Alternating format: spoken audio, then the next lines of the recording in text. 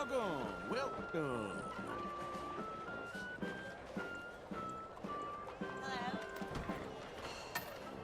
Not buy a ticket, please? The show will be behind in any of the doors beside the booth.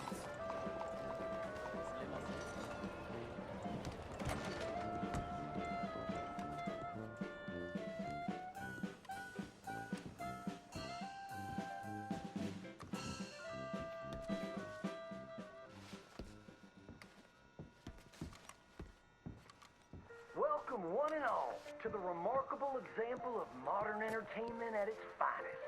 Now, most of you youngins, I'm sure, know about our great national hero and pioneer, Josiah Blackwater. Him that gave the town of Blackwater its nomenclature. You see, only about 100 years ago, weren't nothing here but big old forests, ferocious beasts, surly savages, arid deserts, and unconquered mountains. The West, well, the whole West was untamed. Your mama probably told you bedtime stories about Josiah's many adventures. But I'm gonna tell you a story you ain't likely to have heard about his possum hat. Now, Josiah Blackwater was born in the year of our Lord 1782 in a log cabin just west of Annesburg. He was a special boy. His pa gave him his first rifle when he was 3 years old. Boy, he took to it right away. He exclaimed, "There's a whole mess of critters out there in them woods that aim to eat us, so I'm gonna consume them first." Yes, sir. He really took to killing all manner of things. He was such a keen shot. One morning, he was sorting up some winter turnips for the root cellar when a big old bear and her cubs came in the kitchen hunting for food. It had a mind to eat up all the jams and preserves. Josiah grabbed that bear and wrestled her to the ground and squeezed and squeezed and squeezed. He whooped the tar clean out of that big old critter. Then he tied her up and grabbed them cubs and ground them into sausages while the mama bear watched. That's fine eating. His mom and pa knew right then he was cut out to be the finest wild frontiersman that ever drew breath.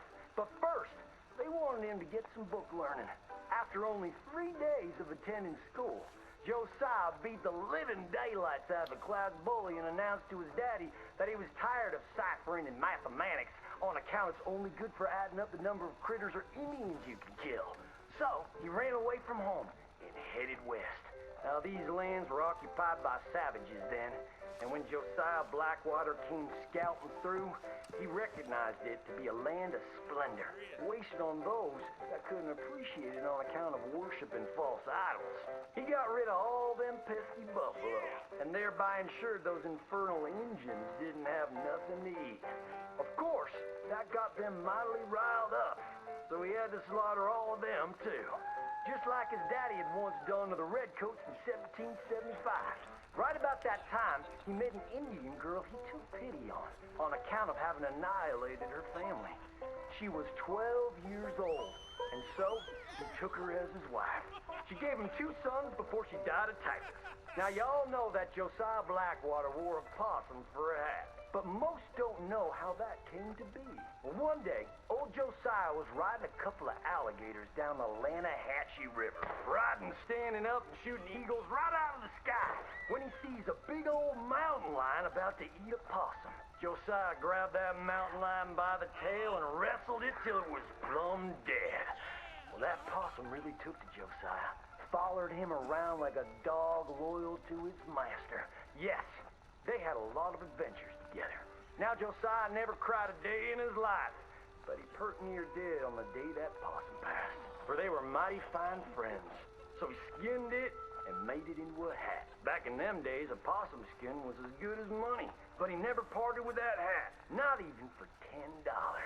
Once he founded the town of Blackwater, he sent word for settlers to come. It was the last stop in the west before San Francisco. He met a girl by the name of Rufina Helsby at a barn dance one night, took her as his wife, and settled down. Built himself a cattle empire and had 14 youngins. But Josiah Blackwater wasn't the home-loving kind, and he grew mighty restless. One day on the courthouse steps, he announced, "You may all go to hell, and I will go to Saint Denis." And so he did.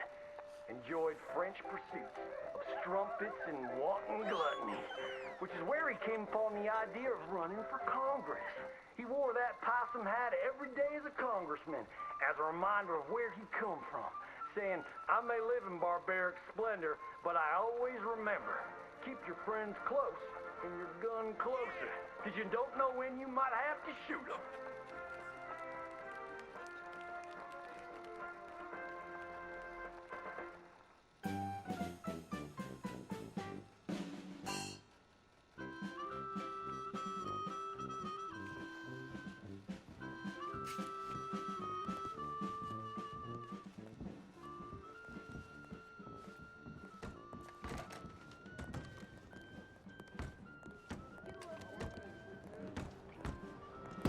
Hope it was a good one. See you soon.